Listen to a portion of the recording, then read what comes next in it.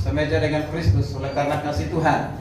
Tapi sebelum kita masuk dalam perjamuan kudus, kita juga hari ini mendengarkan firman Tuhan dan kita bersyukur juga bahwa kasih Tuhan, kebaikan Tuhan yang boleh dialami oleh kita, terutama ibu kami yang kasih ibu mertua berulang tahun di tanggal minggu yang lalu, ya, dan juga dalam minggu ini, ya, dan juga ada kakak saya, ya, ini kakak nomor 2 perempuan, Bulas, sama kalau saya ibu Opung Kimora namanya kalau dipanggil, ya, karena sudah punya cucu yang dulu banyak menolong saya waktu saya masih sekolah di SMA. Kemudian ada juga yang lain yang berulang tahun, dan juga setengah taros tanggal 2 Mei yang lalu berulang tahun yang ke-14, masih remaja, masih nakal-nakalnya kalau remaja biasanya begitu, kalau nggak terharap. Tapi karena ini lembaga jadi tidak ada nakalnya gitu, jatuh bangunnya mungkin iya. Baik, Bapak Ibu, mari kita kembali baca firman Tuhan karena masih tetap suasana Paskah, di mana banyak peristiwa-peristiwa yang dilakukan oleh Yesus dan menjadi pembelajaran bagi kita selama 40 hari masih ada di dunia ini sebelum naik ke surga. Selama 40 hari itu banyak pembelajaran yang diberikan kepada saksi-saksi kebangkitan dan juga murid-murid daripada Yesus, dan itu juga menjadi pembelajaran bagi kita hari ini. Mari kita bersama-sama dari firman Tuhan yang diambil dari Injil Yohanes. Injil Yohanes pasal 21 ayat 1 sampai 14. Injil Yohanes pasal 21 ayat 1 sampai 14. Mari kita baca saling bergantian. Saya akan mulai dari ayat yang pertama. Bapak Ibu jemaat membaca ayat yang kedua dan seterusnya, nanti kita bersama-sama di ayat yang terakhir, di ayat yang ke-14. Demikian firman Tuhan. Yesus menampakkan diri kepada murid-muridnya di pantai danau Tiberias. Kemudian Yesus menampakkan diri lagi kepada murid-muridnya di pantai danau Tiberias, dan ia menampakkan diri sebagai berikut.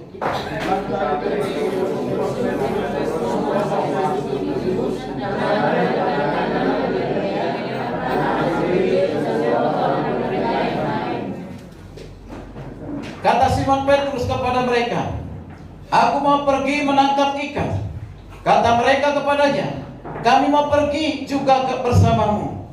Mereka berangkat lalu naik ke perahu, tetapi dalam malam itu mereka tidak menangkap apa-apa.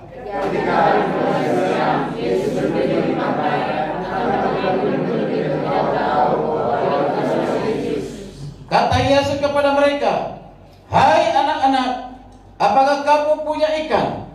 Jawab mereka, "Tidak."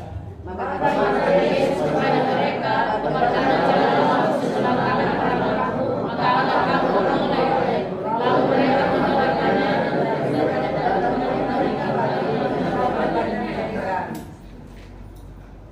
Lalu murid yang dikasih Yesus itu berkata kepada Petrus, "Itu Tuhan."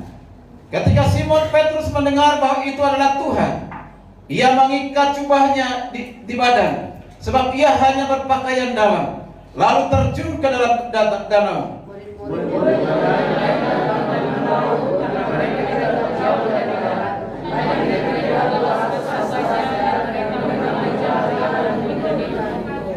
Ketika mereka tiba di darat, mereka melihat api arang, dan di atasnya ikan dan roti.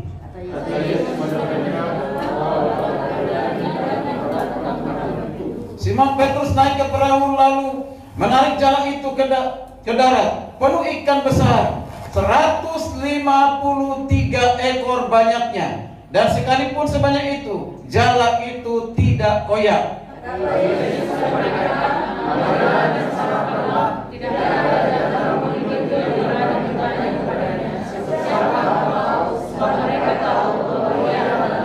Bersama-sama 13, Yesus maju ke depan, mengambil roti dan memberikannya kepada mereka. Demikian juga ikan itu. Ayat yang 14, itulah ketiga kalinya Yesus menampakkan diri kepada murid-muridnya sesudah ia dibangkitkan dari antara orang mati. Bapak Ibu jemaat yang dikasih Tuhan, yang menjadi tema firman Tuhan hari ini adalah kebangkitan Kristus, yaitu membawa damai sejahtera dan pemulihan. membawa damai sejahtera dan pemulihan. Selama 40 hari sebelum kenaikan Yesus, ada 12 kali Yesus menampakkan diri kepada murid-muridnya. Bukan hanya kepada 12 rasul, kepada Maria Magdalena, kepada perempuan-perempuan yang lain, tapi juga kepada 500 orang sekaligus, bahkan banyak yang lain. Bahkan pernah saya katakan, yang menyaksikan kebangkitan Kristus itu adalah penghuni sorga dan bumi. Penghuni sorga itu siapa? Adalah malaikat yang datang ke kubur Yesus, yang memberitahu kepada Maria Magdalena. Dan kemudian juga ada saat Yesus mau berangkat ke surga, ada juga malaikat bahwa dia enggak menyaksikan, ya, memberitahu kepada mereka bahwa Yesus telah bangkit dan akan saatnya dia naik ke surga. Itu adalah malaikat. Kemudian begitu banyak murid-murid atau orang-orang yang percaya mengikuti Yesus pada saat itu menyaksikan kebangkitan itu. Nah, kalau masih ada yang meragukan kebangkitan Kristus dengan begitu banyak saksi, artinya belum dikaruniakan iman percaya kepadanya. Masih ada roh penolakan. Kalau itu untuk sementara, tidak apa-apa, suatu saat mungkin akan menjadi percaya. Nah, hari ini kita bersama-sama dikatakan membawa damai sejahtera dan pemulihan. Jadi kebangkitan Kristus itu membawa damai sejahtera, itu shalom. Shalom itu dibutuhkan oleh manusia. Mengapa? Karena manusia yang berdosa sudah kehilangan shalom, sudah kehilangan damai sejahtera yang sesungguhnya, yaitu damai sejahtera yang datangnya, yang didapatkannya dari Tuhan Yesus. Ada ketika Yesus di peristiwa yang lain menampakkan Yesus, jika murid-murid ada dari satu tempat yang tersembunyi dan pintu dikunci rapat-rapat, Yesus datang, apa dikatakan oleh Yesus? Damai sejahtera. Diulang lagi katakan damai sejahtera. Yesus mendatangi mereka dengan mengatakan damai sejahtera, shalom. Dunia sekarang ini sudah sering mengatakan shalom, sekalipun bukan agama Kristen. Ya mungkin itu dikatakan toleransi. Tapi kalau mereka mengerti apa artinya shalom, artinya meyakini Yesus Kristuslah pemberi damai sejahtera itu. Dan Yesus Kristuslah sumber sejati damai sejahtera itu. Tidak ada yang lain. Ternyata bukan hanya membawa damai sejahtera itu juga membawa suatu pemulihan kepada setiap orang yang datang kepada Tuhan, kepada setiap orang yang sudah diproses oleh Tuhan menjadi miliknya, menjadi umatnya, dipulihkan oleh Tuhan. Hari ini kita melihat bersama-sama peristiwa kebangkitan Kristus yang kesekian kali Yesus menampakkan diri kepada murid-muridnya. Dikatakan di danau Tiberias. Bapak Ibu yang dikasih Tuhan, mari kita perhatikan apa yang pertama dilakukan oleh Tuhan Yesus sehingga murid-muridnya pada saat itu dipulihkan, hidup mereka damai sejahtera. Ada hal-hal yang dilakukan oleh Tuhan Yesus yang menjadi berkat, menjadi teladan bagi kita, apalagi kita hamba-hamba Tuhan dan seluruh jemaat. Mari kita lihat bersama-sama bagaimana bisa mengalami namanya damai sejahtera dan pemulihan, bisa menikmati pemulihan dari Tuhan. Bagaimana caranya penting, bukan dengan cara kita, bukan dengan cara dunia, bukan dengan cara manusia, bukan karena materi, bukan karena kekayaan, bukan karena uang, tapi dengan cara Tuhan. Apa yang dilakukan oleh Tuhan? Tapi kita lihat dulu ini murid-murid ini.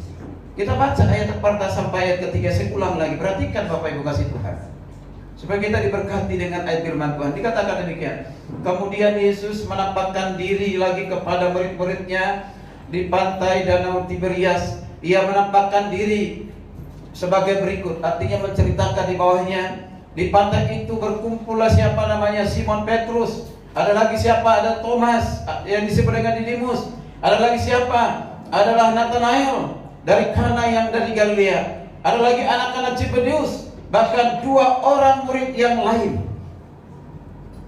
Di ayat ketiga, perhatikan, kata Simon Petrus kepada mereka, aku mau pergi menangkap ikan.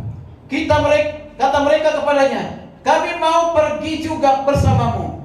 Mereka berangkat lalu naik ke perahu, tetapi malam itu mereka tidak menangkap apa-apa. Kalau kita melihat ke belakang, siapa mereka ini? Petrus, Simon Petrus, Thomas, atau dimana Nathanael, dan ada murid-murid yang lain. Murid-murid ini sudah tahu sebelum Yesus menderita atau mati, disalibkan, dibangkitkan, sudah tahu. Yesus sudah memberitahu kepada mereka bahwa Yesus akan masuk dalam satu penderitaan, akan disalibkan, dan dia mati dan akan bangkit di hari ketiga. Itu sudah didengar berulang-ulang. Nah, setelah kebangkitan, Maria Magdalena datang ke kubur Yesus. Bukan tujuan untuk kata apakah dia benar bangkit atau tidak, karena dia masih bawa minyak untuk meminyaki, yaitu kebiasaan orang Yahudi. Artinya masih berpikir ya situ masih mayat, masih jenazah. Tapi setelah ke kuburan dilihat sudah kosong, tidak ada lagi. Lalu diberitahu oleh malaikat bahwa dia sudah bangkit. Dan apa yang terjadi? Maria Magdalena berlari memberitahukan itu kepada Petrus. Lalu Petrus beritahukan kepada orang lain. Ini Petrus, lalu Thomas. Jauh sebelum kebangkitan, Yesus mengatakan kepadanya, akulah jalan, kebenaran, dan hidup. Tidak seorang pun yang datang kepada Bapa kalau tidak melalui aku. Dia bertanya, bagaimana jalan ke situ? Yesus sudah beritahu kepada Thomas bahwa dialah jalan itu. Lalu berikutnya Thomas, setelah mendengarkan dari murid-murid yang lain bahwa sudah bangkit, dia tidak percaya sebelum melihat bekas paku, sebelum melihat lambungnya yang ditusuk itu. Dan akhirnya Yesus pun dengan sabar mendatanginya dan menunjukkannya. Itu Thomas. Berarti sudah menyaksikan, sudah tahu tentang kebangkitan itu. Tapi apa yang terjadi menurut ayat ini? Wow. Kita perhatikan. Mereka kembali ke rutinitas yang dulu sebelum dipilih, dipanggil oleh Tuhan. Kisah di mana Petrus dengan murid-murid yang lain dipanggil oleh Tuhan itu baca di Lukas 5 pasal 5. Yesus mengatakan, engkau akan menjadi penjala manusia. Kita perhatikan di sini. Kata Simon Petrus kepada mereka, aku pergi menangkap ikan. Lalu murid-murid mengatakan, halo, tolong ikuti. Tadi sudah dinyatakan, itu kenapa diubah lagi? Ayat Alkitabnya. Ya, oke. Petrus berkata, aku pergi menangkap ikan. Ini Petrus ini yang sudah tahu sebelum Yesus mati menderita, dia sudah tahu tentang kebangkitan. Kemudian juga sudah tahu dari Maria Magdalena, sudah tahu langsung dari Yesus. Itu Simon Petrus, perhatikan baik-baik, sudah tahu tentang Yesus. Apa akan pergi menangkap ikan? Artinya dia kembali ke rutinitas profesinya yang lama sebagai penangkap ikan. Padahal Tuhan sudah mempersiapkan dia sebelumnya di Lukas 5. Lalu murid-muridnya juga ikut, dikatakan, kami pergi juga dengan engkau Petrus. Siapa itu? Thomas, Nathanael. Aku mau ikuti kau menangkap ikan lagi. Aku mau kepada profesi yang lama. Aku mau ke rutinitas yang pertama. Mereka ikuti kepada Petrus. Mereka naik ke perahu dan malam itu Alkitab katakan mereka tidak menangkap apa-apa. Bapak yang berkasih Tuhan, pertanyaannya menjadi sekaligus perenungan, mengapa murid-murid ini, Petrus, Thomas, dan Yohanes ini kembali menangkap ikan, kembali ke rutinitas yang pertama? Apa mereka sedang galau? Atau mereka sedang putus asa? Atau mungkin membuat mereka lebih penting mengikuti Yesus itu tidak ada uang, melayani Yesus itu tidak uang, kalian perlu makan. Dengan dijual dapat duit untuk uang. Istri saya, anak-anak saya butuh makan. Ngapain ikut Yesus? Menderita ikut Yesus. Apakah seperti itu pemikiran mereka? Apakah termasuk Simon dan kawan-kawan adalah orang yang gagal? Maka saya mengatakan, dalam hal ini bisa dikatakan mereka gagal. Ya, kembali ke rutinitas lama. Tuhan sudah persiapkan mereka sedemikian rupa. Ini adalah tanda keputusasaan. Ternyata ikut Yesus itu tidak enak, tidak nyaman. Terlalu banyak persoalan masalah. Sehingga banyak orang sekarang ini ikut Tuhan Yesus dan ikut melayani, cari nyamannya. Ketika diperhadapkan dengan hal-hal yang harus berkorban dalam segala hal, dia tidak lakukan itu. Aku pergi menangkap ikan. Murid-murid, yaitu Petrus, ada Yohanes, ada Nathanael, ada yang lain. Mereka pergi kembali sebagai nelayan. Mereka mulai kehilangan arah. Mereka mulai kehilangan tujuan. Mereka sudah tidak menangkap visi misi Tuhan Yesus. Mereka ingin mendengar apa kata diri mereka sendiri, atau mungkin situasi di lingkungan mereka. Para imam ahli Taurat pilih nyaman, kembali ke jalan nyaman daripada berisiko seperti Yesus, ditangkap, disiksa, dipukuli dan yang lain sebagainya, menderita disalib. Pada saat itu tidak mudah, karena belum banyak orang yang percaya seperti yang sekarang ini. Sudah jutaan orang di dunia ini. Kalau hari ini masih mungkin dikatakan ratusan, bahkan mungkin ribuan. Bapak yang berkasih Tuhan, mari kita perhatikan.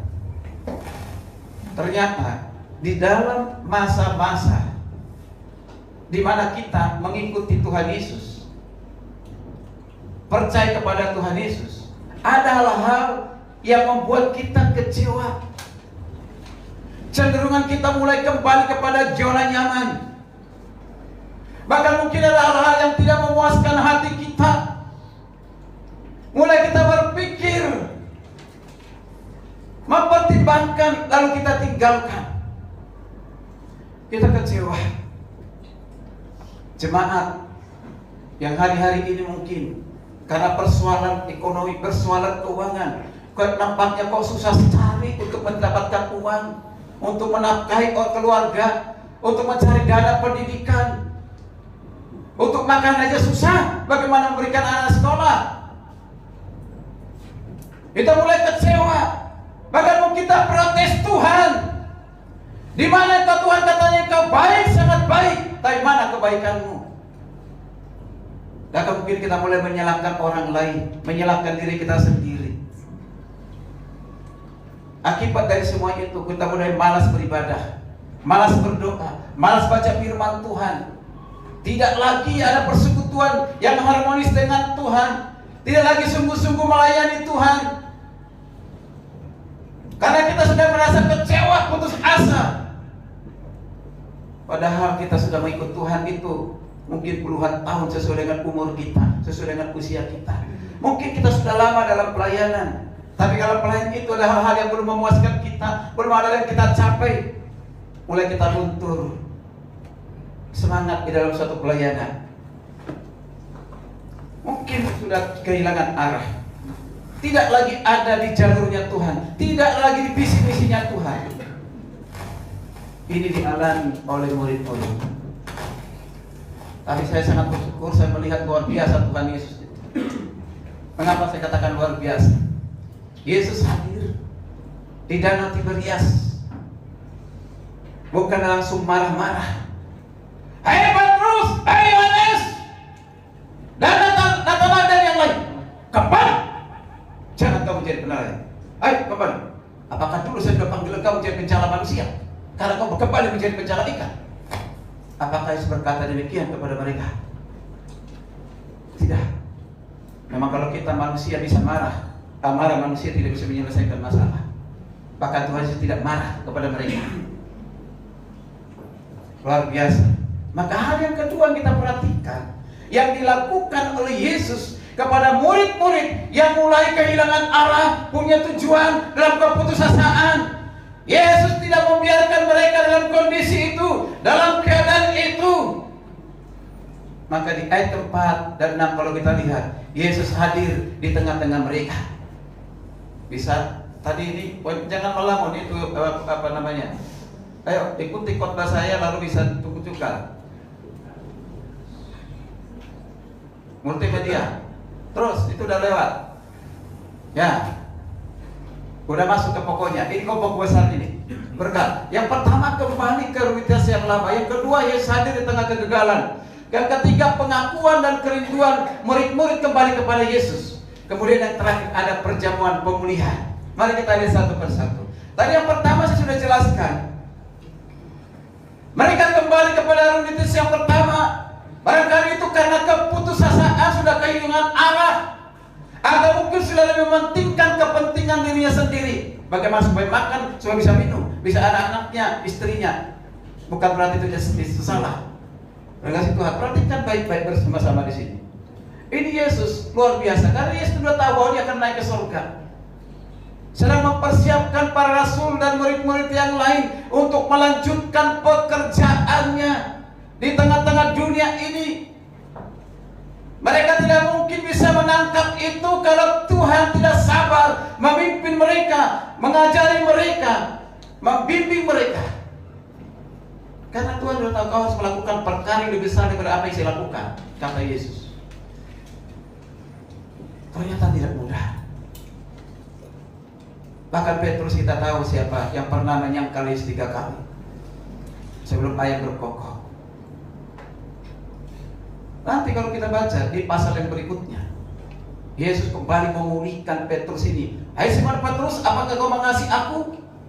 Sampai 3 kali ditanya oleh Yesus, 3 juga jawaban dari Simon Petrus. Itu tahap untuk memulihkan Petrus supaya Petrus dipakai Tuhan dengan dahsyat yang luar biasa untuk melayani.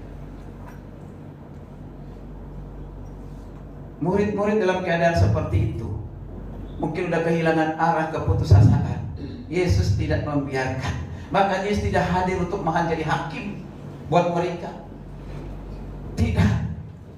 Tapi yang dilakukan oleh Yesus hadir di tengah-tengah mereka. Yang kedua saya perhatikan, Yesus hadir di tengah-tengah kegagalan. Perhatikan di ayat 4. Ayat 4 dikatakan ini. Ketika hari mulai siang, Yesus berdiri di pantai, ini pantai Tiberias, tetapi murid-muridnya tidak tahu bahwa itu adalah Yesus. Mengerikan ya. Kan sudah pernah menampakkan diri Yesus. Apakah pada saat itu banyak yang mirip seperti Yesus sehingga susah untuk mengenal? Ketika saya ke Papua, hampir Papua itu semua mukanya sama, rambutnya pun sama. Lalu saya ingat, mana dari yang saya ketemu tadi, yang ini atau ini atau ini?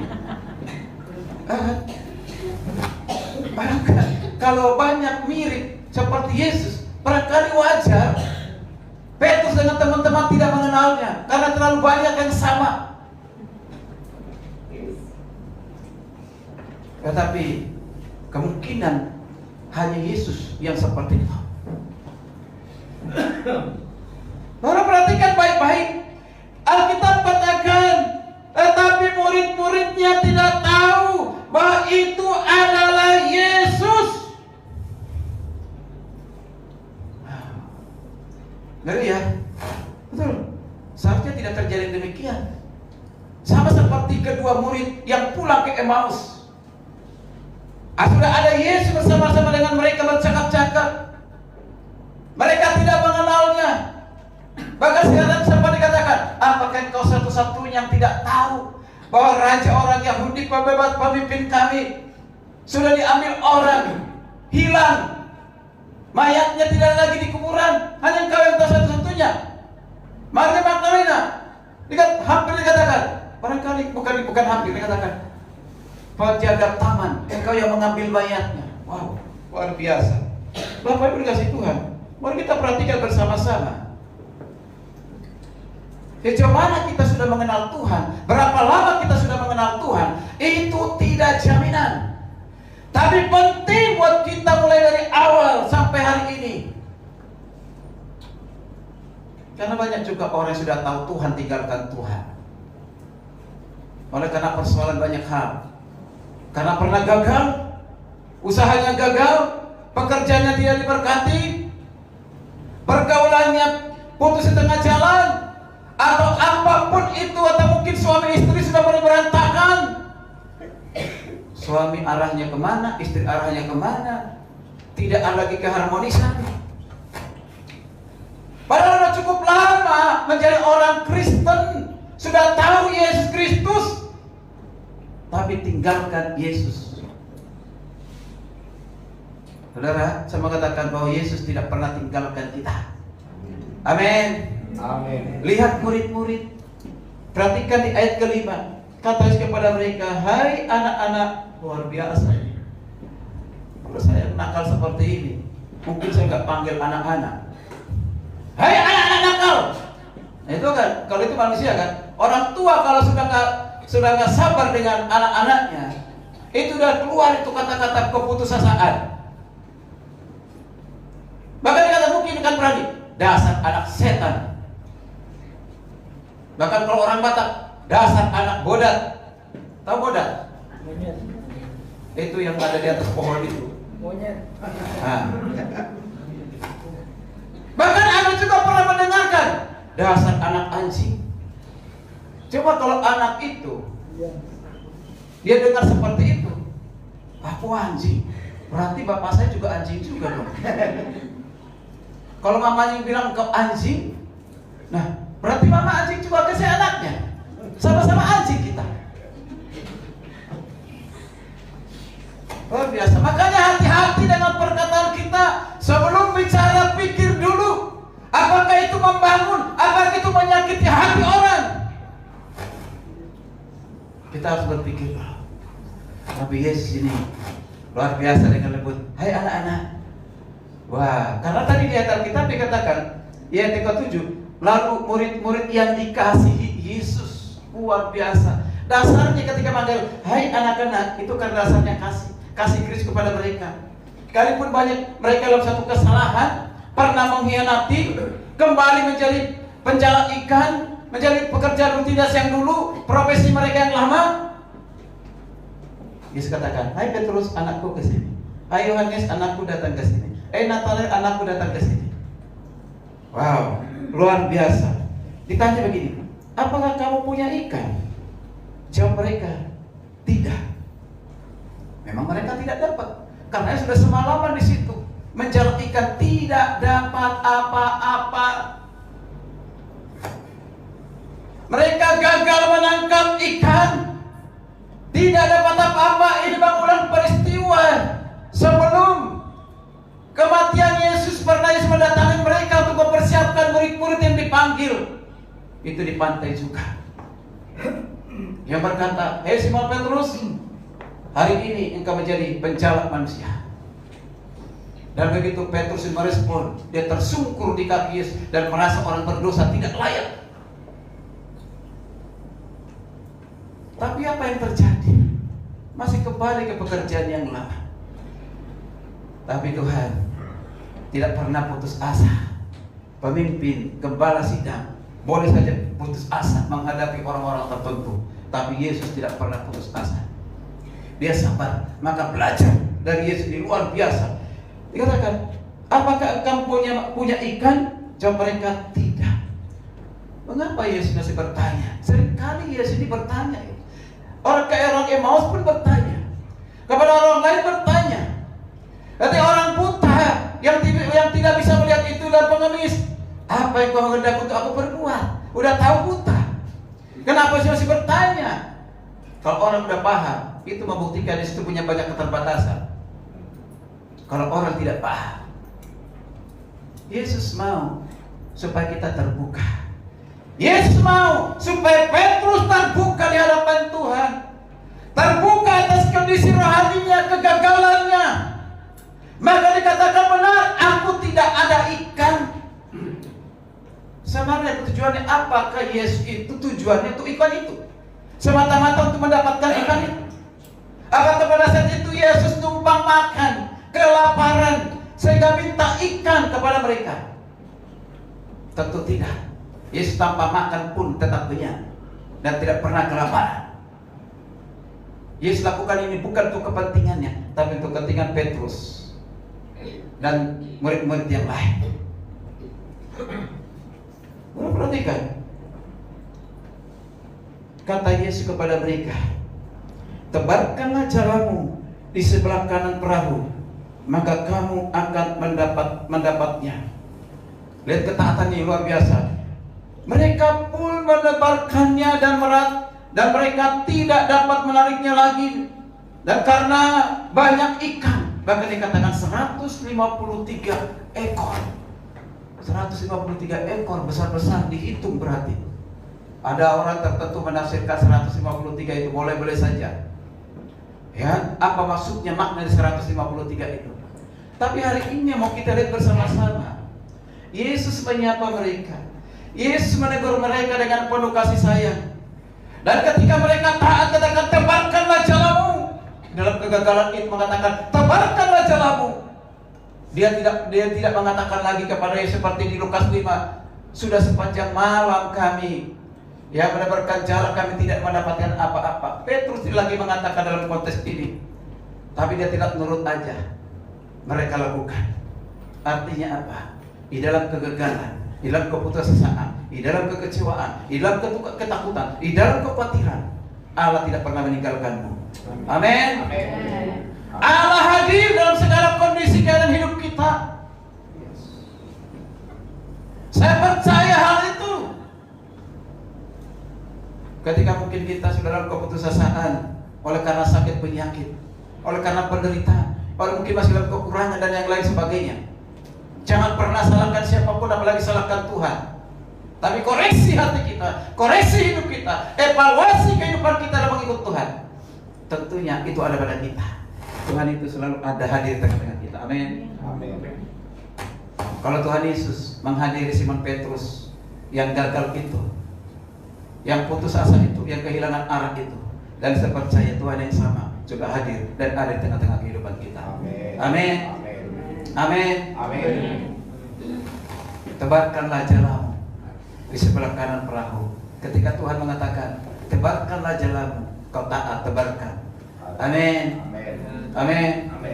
Ketika Tuhan mengatakan cari dahulu kerajaan Allah dan kebenarannya, maka semua akan cukup kepadamu. Jangan hanya tahu, lakukan. Sama saja, tebarkanlah jalamu, carilah dahulu kerajaan Allah, cari dahulu kebenarannya, maka berkat itu akan datang. Masih Tuhan. Barangkali kita pada saat ini dalam mengikut Tuhan sebagai rutinitas, tidak ada satu kesatuan dengan Tuhan. Yang di pikiran kita hanya bagaimana uang, bagaimana bisa makan, bagaimana bisa ini. Tapi tidak kita bertanya, bagaimana hubungan saya dengan Tuhan, bagaimana persekutuan saya dengan Tuhan, apakah saya mendengarkan Tuhan, apakah saya berdoa dengan Tuhan, atau mengandalkan pekerjaanmu, atau mengandalkan kekuatanmu, tetapi engkau melakukan hal yang rohani. Belum tentu kita ini memiliki hubungan harmonis dengan Tuhan. Bapak Ibu kasih Tuhan, dalam kegagalan, dalam keputusasaan, di dalam ketakutan, Yesus hadir memberikan solusi. Amin. Yesus bukan datang menghakimi dan tidak datang memberikan hukuman. Disitulah Yesus memberikan damai sejahtera. Petrus mengalami damai sejahtera ketika dia sudah mendengar suara Tuhan. Tapi tidak sampai di situ, kita lihat yang ketiga. Dan yang ketiga, perhatikan yang ketiga. Setelah Yesus mengatakan tebarkanlah jalamu dan mereka taat untuk melakukannya, apa yang terjadi? Luar biasa. Baca, perhatikan di ayat 37. Lalu murid dikasih Yesus itu berkata kepada Petrus, ini siapa yang mengatakan? Yohanes. Itu Tuhan. Nah, ketika Petrus mendengar bahwa itu adalah Tuhan, ia mengikatkan jubahnya di badan, sebab ia hanya berpakaian dalam, lalu terjun ke dalam danau. Murid-murid lain datang dengan perahu karena mereka tidak jauh dari darat, hanya kira-kira 100 meter saja. Mereka menarik jala dan penuh ikan itu. Ketika mereka tiba tiba di darat, mereka melihat api arang dan di atasnya ikan, ada roti, dan kata Yesus kepada mereka, bawalah beberapa ikan yang baru kamu tangkap. Simon Petrus naik ke perahu, lalu menarik jala itu ke darat, penuh ikan besar, 150 ekor banyaknya. Perhatikan baik-baik di sini. Luar biasa. Ketika saya baca, saya renungkan ayat ini, Petrus responnya ketika berjumpa dengan Tuhan itu sangat proaktif. Ya, mengapa saya katakan begitu? Ketika Yohanes mengatakan, itu Tuhan, itu Yesus, Petrus pun berlari. Karena dia sadar dia hanya pakai celana dalam. Oh, ternyata orang-orang nelayan dulu kalau nangkap ikan hanya pakai celana dalam ya. Nah, kan Alkitab katakan begitu. Dia malu dia langsung terjun ke laut, ya, pinggir laut itu, pantai itu, jangan terjun kalau nanti tenggelam. Ya. Mereka katakan, lalu datang kepada Yesus. Ini artinya apa dikasih Tuhan? Lewat pertemuan itu, mereka berkesempatan untuk datang kepada Tuhan Yesus. Mereka berlari, ini menunjukkan apa? Kerinduan untuk datang kepada Tuhan, untuk berjumpa dengan Tuhan Yesus. Ketika katakan, itu Tuhan. Ada orang katakan, oh itu Tuhan, biasa. Oh itu Tuhan. Tapi itu Tuhan. Mereka bertindak luar biasa. Bapak Ibu dikasih Tuhan. Ini sekaligus pengakuan dari Simon Petrus setelah berjumpa dengan Yesus, mengatakan, itu Tuhan. Bukan pengakuan yang pertama, sudah pengakuan berulang-ulang, termasuk Thomas, termasuk ada murid yang lain. Tapi hari ini kita lihat bersama-sama ketika dikatakan itu Tuhan, respon mereka luar biasa. Petrus segera meloncat ke danau.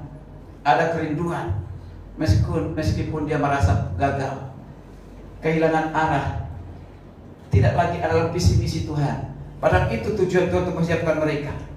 Maka hari ini Tuhan yang sama, Bapak Ibu kasih Tuhan, sedang menegur kita dengan kasih-Nya, ingin membawa kita kepada arah yang baru, arah yang mau Tuhan yang mau, bukan arah yang kita mau. Di dalam kegagalan, apapun kegagalan kita hari ini, saya tidak tahu. Manusia itu biasa gagal, pernah terjadi gagal. Tidak pernah manusia tidak pernah gagal. Tapi ada orang dunia, bahkan itu ada baiknya. Kegagalan adalah awal dari kesuksesan. Amin. Saya lihat beberapa pengusaha seringkali gagal, bukan satu kali, dua kali, berkali-kali, tapi tidak menyerah. Coba ini nggak berhasil, coba ini nggak berhasil, dicoba yang lain berhasil, sampai ketemu. Dari situ seolah menjadi jodoh, dan di situ dia dipakai Tuhan dan diberkati. Jadi apapun yang kita sudah lakukan, jangan pernah menyerah. Lakukan. Tuhan pasti ada di situ. Amin. Ketika kita melakukan itu, percayalah, Tuhan akan memulihkan kehidupan kita. Amin. Yang keempat kita lihat, yang terakhir ini luar biasa. Ini kebiasaan yang baik yang dilakukan oleh Tuhan Yesus. Di ayat 9-14. Kalau saya perhatikan baik-baik, jadi Yesus minta untuk ikan dan roti ada di situ, dibakar ikannya untuk diberikan kepada siapa? Diberikan kepada murid-muridnya. Maka saya mengatakan, perhatikan baik-baik. Saya ulang lagi, saya baca. Ketika mereka tiba di darat, mereka melihat api arang dan di atasnya ikan dan ada roti. Siapa yang menyediakan ini? Siapa? Yesus. Ternyata Yesus bisa juga masak.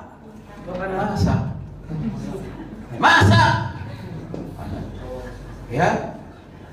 Buat siapa yang disiapkan itu? Kalau konteks ini, Yesus memasak itu buat murid-muridnya. Ya. Perhatikan. Luar biasa ya. Ya. Dan Simon ditekan itu, kata Yesus kepada mereka, bawalah beberapa ikan, bawa ke sini untuk diapain itu? Untuk dimasak. Simon Petrus naik ke perahu lalu menarik jala itu ke laut penuh ikan.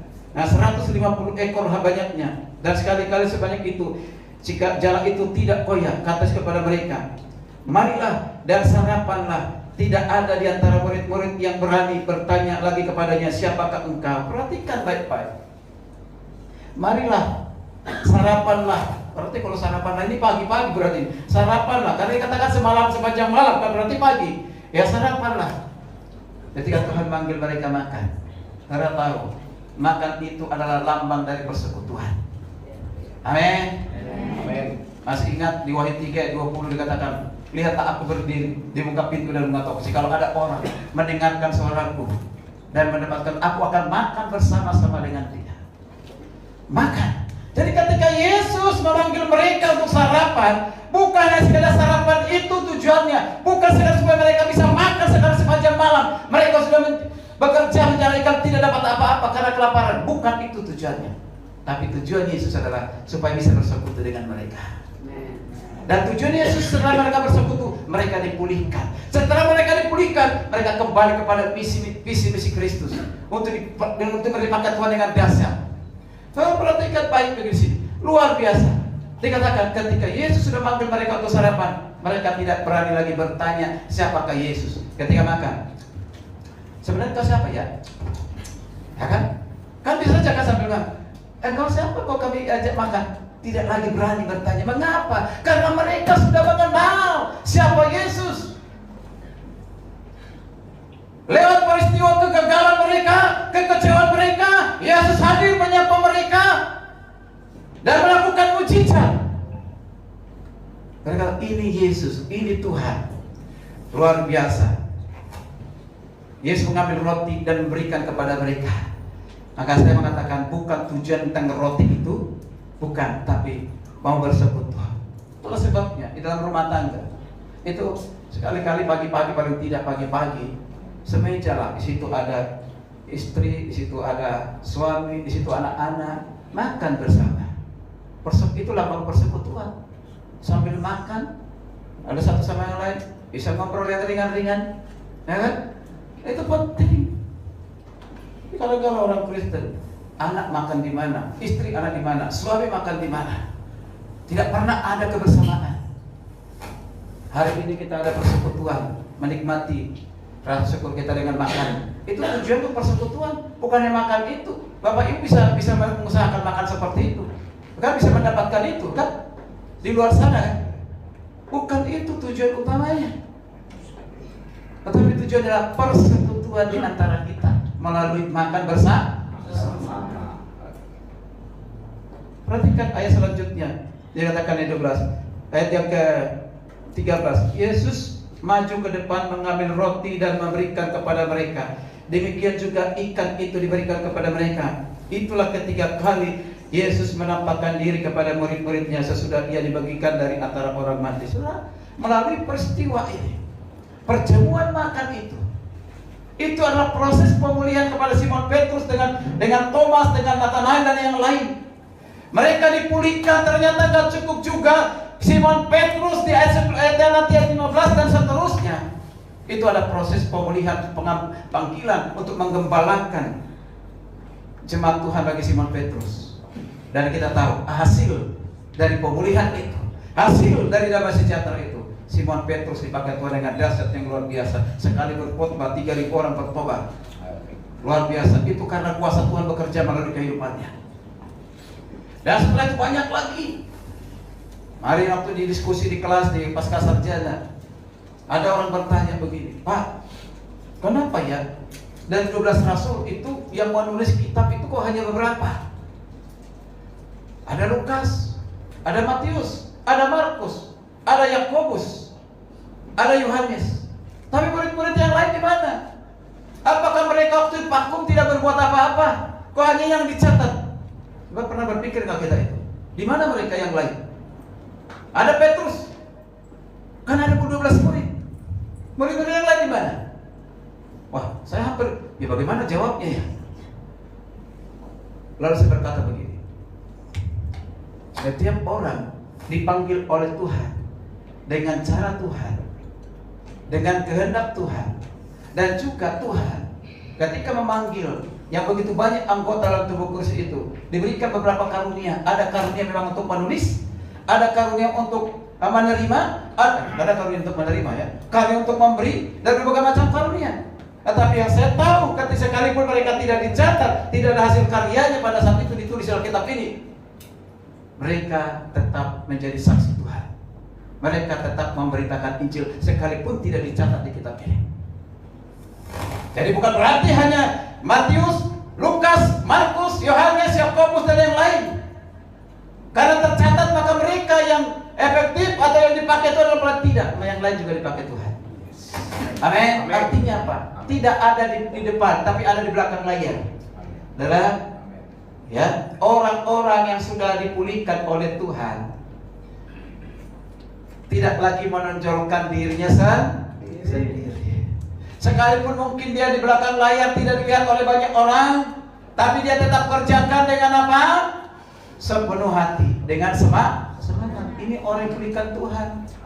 Kalau orang yang masih suka melakukan asal Bapak senang, bukan asal dia senang, itu belum dipulihkan itu.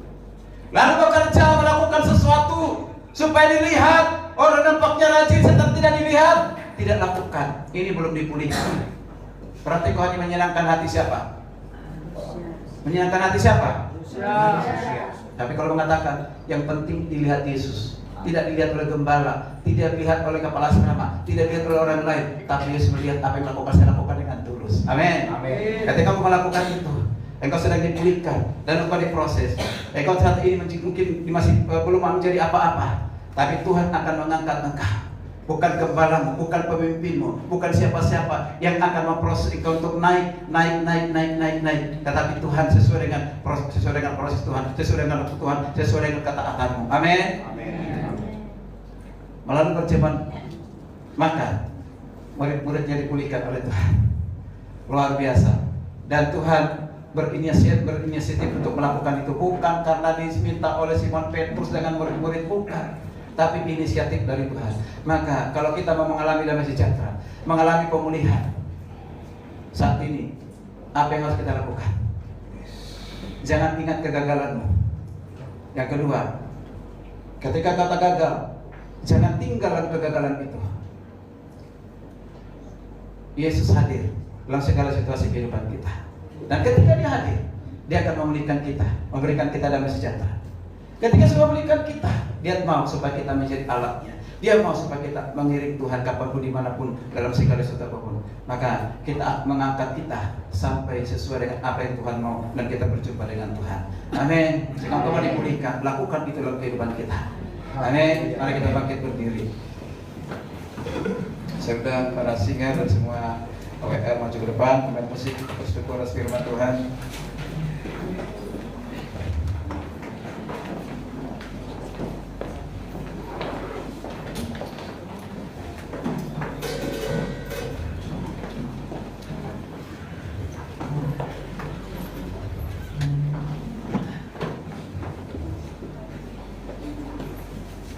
Haleluya, haleluya. Bapak Ibu kasih Tuhan, sebelum kita masuk ke dalam perjamuan kudus semeja dengan Kristus, mari bersama-sama kita persiapkan hati kita, pikiran kita untuk menerima dengan penuh iman, penuh dengan ketaatan, untuk mengingat kembali karya Tuhan yang besar, dia Yesus yang adalah Tuhan kita yang hidup dan juru selamat kita, manusia sejati yang telah menyerahkan dirinya berkorban mati di kayu salib. Bukan hanya mati, tapi dia bangkit di hari ketiga dan hidup selama-lamanya, dan menantikan kita untuk kembali bersama-sama dengan dan akan menjemput kita yang percaya kepadanya. Mari bersama-sama menaikkan pujian yang sudah dipersiapkan tim leader, menaikkan pujian ini dengan sikap sungguh-sungguh berdoa kepada Tuhan Yesus.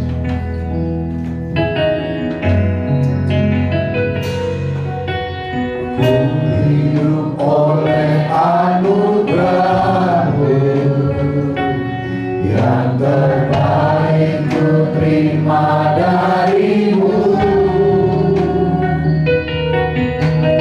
Rancangan-Mu indah bagiku, sebab ku hidup selalu di dalam-Mu. Tiada pernah ku meragukan bukti kasih dan sayang.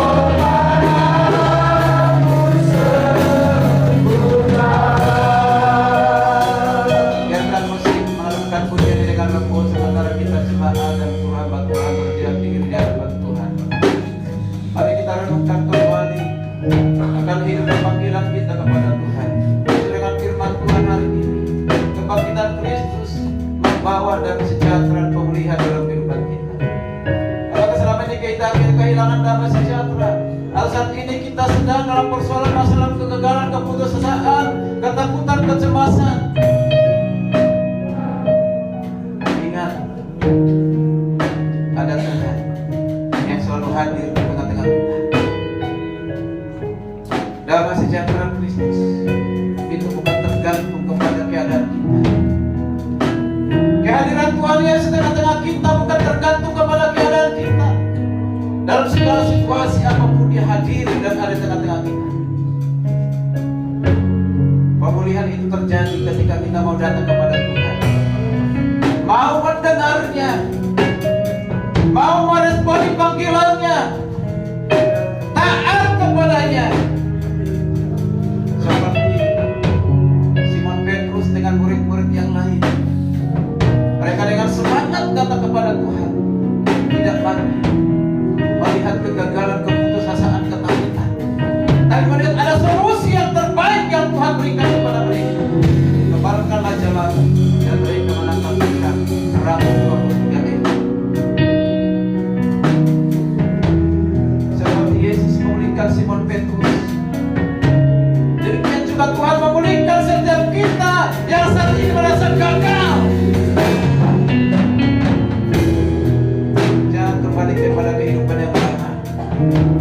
Jangan kembali kepada rutinitas yang lama, yang buat kita jauh dari Tuhan. Tinggalkan Tuhan, tinggalkan persekutuan, tinggalkan ibadah, tinggalkan doa. Jangan kembali ke situ. Ikutilah arah yang baru di dalam Tuhan Yesus. Kristus telah bangkit, bukan memberikan kehidupan baru kepada kita, tapi kehidupan yang memiliki tujuan yang jelas. Tuhan bangkit bukan hanya memberikan, tapi supaya kita ada di visi-visinya, supaya ada di dalam rencananya. Selamat kita hidup di dunia ini. Haleluya, puji Tuhan. Kebangkitan Kristus bukan hanya kemenangan atas maut, tetapi juga jaminan bahwa damai sejahtera dan pemulihan tersedia bagi setiap kita yang datang dan percaya kepadanya. Mari datang kepada Yesus. Pada Yesus yang telah bangkit, yang telah mengalahkan maut itu. Ia menunggumu. Ia menunggumu di pantai kehidupan kita. Dan Dia menyambut kita, bukan dengan tuduhan, bukan dengan menghakimi, tapi Dia dengan kasih. Anak-anakku datanglah kepadaku. Tuhan memberikan roti pemulihan, yaitu firman bagi kita hari ini. Biarlah firman Tuhan itu sungguh-sungguh memerdekakan kita, bangkit dari masa lalu, masuk dalam kehidupan yang baru bersama dengan Kristus. Kita akan menerima roti dan anggur, ialah tubuh dan darah Yesus. Ingat, itu dilakukan Tuhan Yesus karena kasih-Nya besar, supaya kita jangan lagi hidup oleh karena dunia ini, keinginan daging, tetapi keinginan Tuhan. Karya salib itu menebus dosa kita. Dengan apakah kita membalas pengorbanan itu selain menyerahkan tubuh, jiwa, roh kita untuk melayani Tuhan Yesus? Mari kita menerima roti dan anggur, yang tubuh dan darah Yesus. Masing-masing berdoa kepada Tuhan Yesus. Apa menjadi keinginanmu? Apa menjadi kerinduanmu? Apa menjadi kegagalanmu? Atau kita berbicara dari Tuhan, berkata-kata kepada Tuhan sebelum kita menerima roti dan anggur. Berdoa kepada Tuhan Yesus. Nyanyikan pujian ini sekali lagi dengan sungguh-sungguh.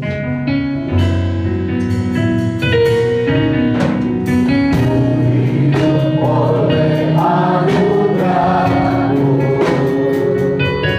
yang terbaik ku terima dari-Mu,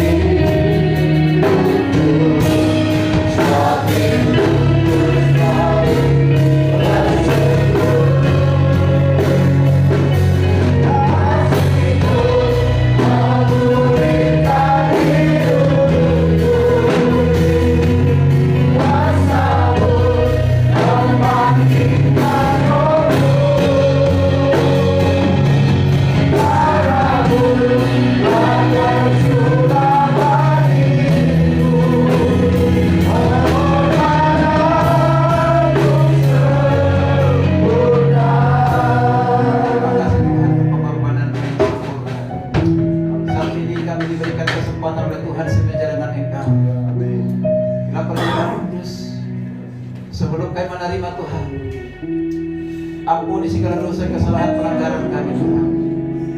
Kami sadar kami orang berdosa yang sering melakukan kesalahan pelanggaran di hadapan, baik itu dengan pikiran kami, perkataan kami, sikap kami, perbuatan kami yang melukai hati Tuhan, bukan menyebabkan dosa Tuhan bagi orang lain. Ampuni kami Tuhan Yesus.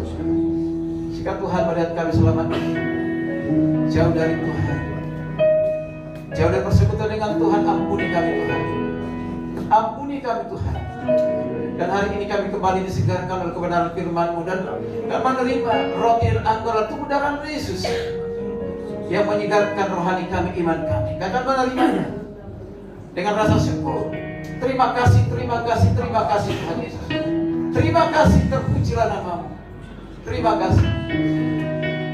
Mari kita akan menerima roti dan anggur.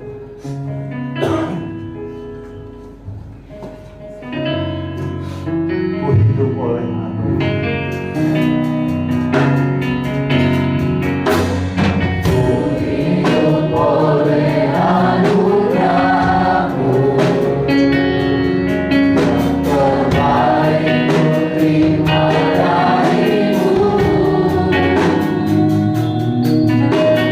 Rancangan-Mu indah bagi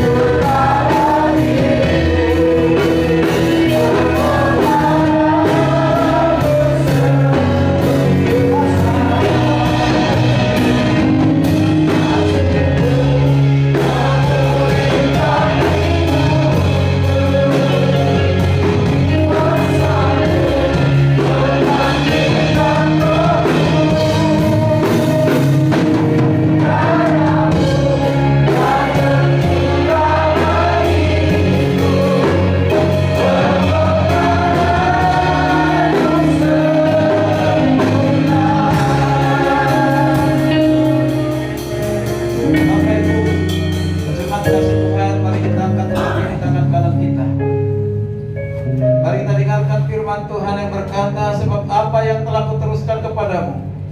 Aku telah terima dari Tuhan, yaitu bahwa Tuhan Yesus Pada waktu ia diserahkan mengambil roti, dan sesudah ia mengucap syukur, ia memecah-mecahkannya dan berkata, inilah tubuhku yang diserahkan bagi kamu. Lakukanlah ini sebagai peringatan akan aku. Mari kita lakukan dengan penuh iman dalam nama Yesus.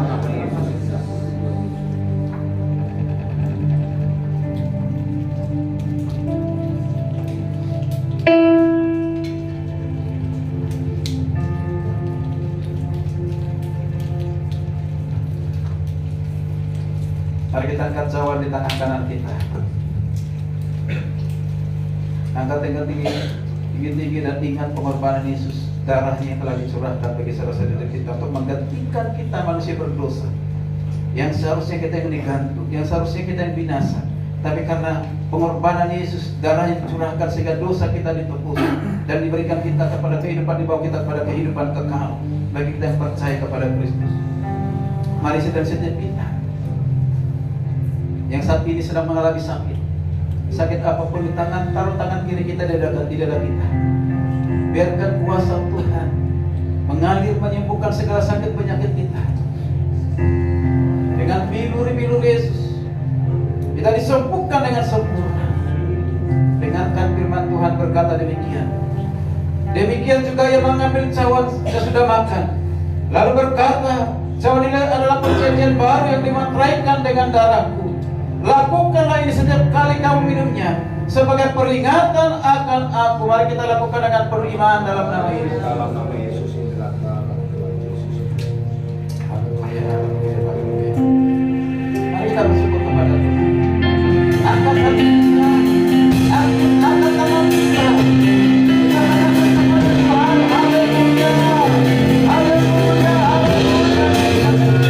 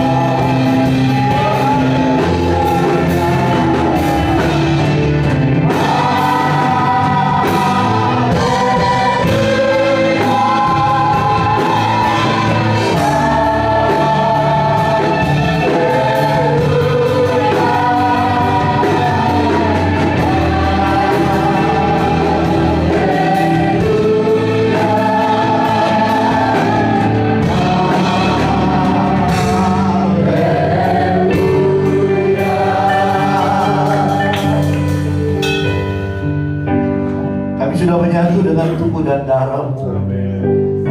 Tubuh-Mu yang telah terpecah-pecah di atas kayu salib, darah-Mu telah tertumpah bagi kami. untuk menebus setiap dosa dan pelanggaran kami. Engkau telah tergantung di kayu salib, dan karena itu kutuk telah dipatahkan. Amin. Kami hidup dalam kebebasan. Terima kasih Tuhan buat pengorbanan-Mu bagi kami.